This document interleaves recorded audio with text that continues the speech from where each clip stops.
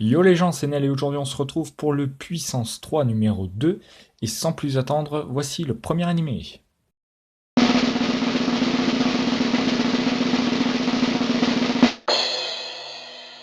Danmachi. Danmachi est un animé de 13 épisodes du studio d'animation JC Staff diffusé entre avril et juin 2015 au Japon. L'histoire se passe dans la ville d'Orario, cette dernière disposant d'un énorme labyrinthe dans son sous-sol. Ayant décidé de vivre parmi les mortels, les dieux donnent leur bénédiction à ceux ayant le courage de parcourir ce fameux donjon, ils deviennent alors des aventuriers.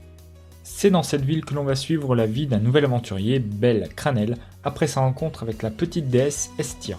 Ainsi commence l'histoire d'un garçon cherchant l'amour, mais aussi à devenir le meilleur aventurier, et d'une déesse solitaire à la recherche d'adeptes qui choisissent de travailler ensemble et d'atteindre leurs objectifs.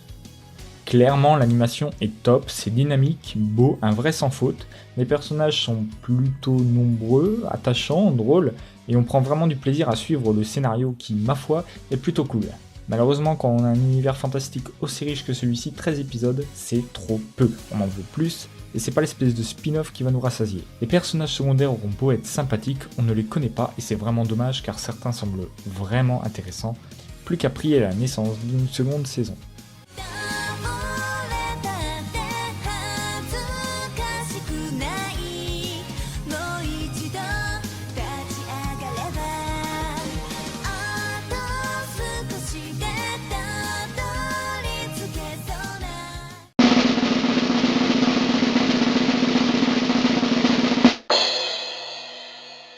Bloodlad.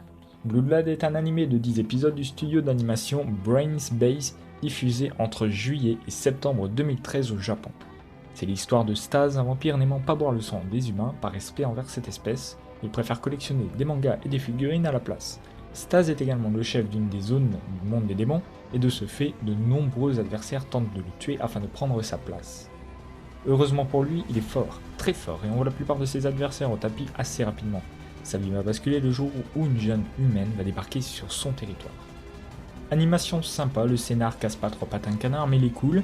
Le monde de l'histoire est assez exploitable, c'est regrettable d'ailleurs de n'avoir le droit qu'à 10 petits épisodes, mais le manga est dispo en France et va bien plus loin que l'anime, ce qui permet aux fans de ne pas rester sur leur faim.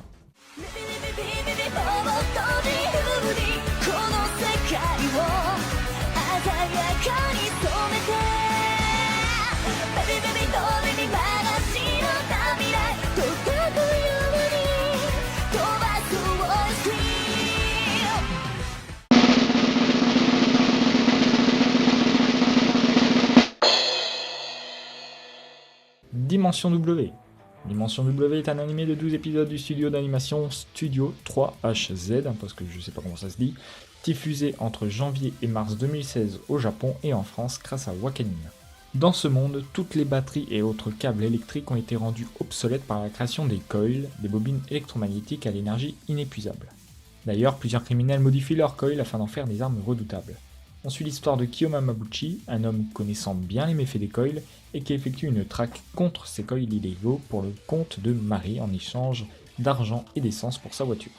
Un jour, au cours d'une mission, il va rencontrer Mira, une jeune fille mystérieuse qui semble étroitement liée au coil. Animation sympa, scénar correct, Dimension W possède un bon animé, mais loin d'être parfait, surtout si je dois le comparer au manga. Les différents épisodes ont l'air d'être bâclés pour que ça rentre dans 12 épisodes, mettant ainsi de côté certains passages du manga détaillant certains arcs, ce qui est bien triste et regrettable.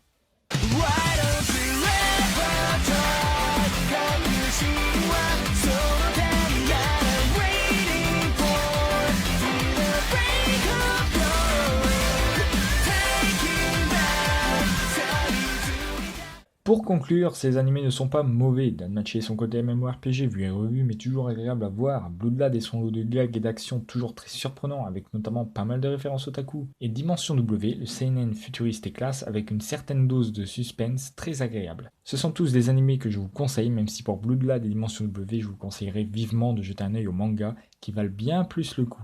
Sur ce je vous dis à la prochaine, d'ici là portez-vous bien, bye.